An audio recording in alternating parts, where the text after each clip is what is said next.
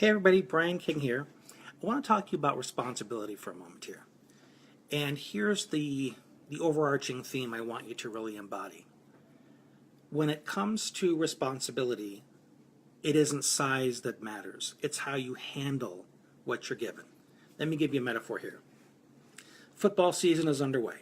Not particularly a sports fan, couldn't tell you who the players are, couldn't even tell you the names of the positions. I will watch it on occasion if there's nothing else to do. But I do understand this much. When you have the players lined up, you have these big guys in front of the quarterback that are responsible for this small area of territory.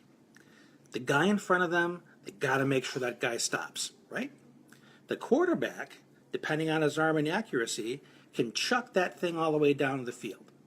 Then you have the running back who, depending on when he receives the ball from the quarterback, could run a couple yards, could run 90 yards. So those two guys are responsible for a heck of a lot more territory than those guys on the line. But here's the point. Even though the guys on the line just have that little bit of area to be responsible for, what would happen if they didn't take that responsibility seriously? Well, the quarterback would get sacked, they would lose the play, and maybe even lose possession of the ball. So here's the conversation I'm zeroing in on here. Somebody is given a little piece of responsibility and says, well, this isn't very much. That guy gets to be the leader. Or that guy is responsible for so many more things than I am. How come he gets so much? Don't you trust me? And it turns into a comparison game and an ego game, which totally misses the point.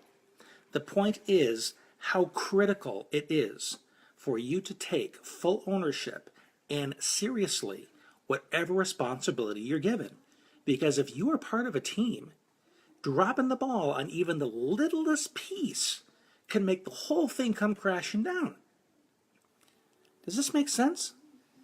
I mean, I'm looking at the baseball season too. You have the catcher. He sits behind home plate the whole time. He's got that small area, right? The batting zone. That's all he's responsible for. But then you have these guys out there in the bases who can throw with accuracy back and forth across the bases. And then the catcher can sit there and say, how come they get to throw the ball so far? How come they get to run around an outfield? Totally missing the point. If they don't pay attention and don't take responsibility for whatever they're given to be responsible for, the whole thing comes crashing down. Now, when you think about the Asperger's folks, the ADHD, the people with the really specialized minds who have a very narrow skill set. We're not generalists. We're not going to be great at 8 different subjects.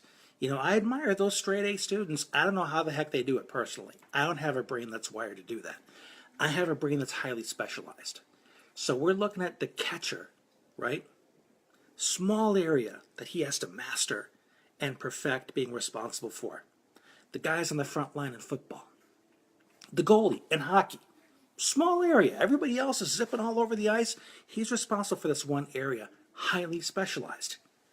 But look at the impact they have on the team because they are allowed to have that specialization. And more importantly, they themselves take that specialization seriously and say, whatever I'm given, I want to own it. I want to rock it. I want to master it. So the world demonstrates repeatedly how important the specialist is. Unfortunately, our school system doesn't. They've missed the boat on this. They still measure success according to generalist ability. This does a tremendous disservice to our kids and their self-concept because our specialized kids with very specialized brains are specialists. They are not generalists. But when you look at how the world seeks, looking for, wants to recruit specialists, those are our kiddos. The puppies are specialists at freaking out whenever the wind blows. So hopefully my point has been made very clear here. And any kid of yours, or even yourself, that thinks, I really stink because I can't do the 5 things this guy does.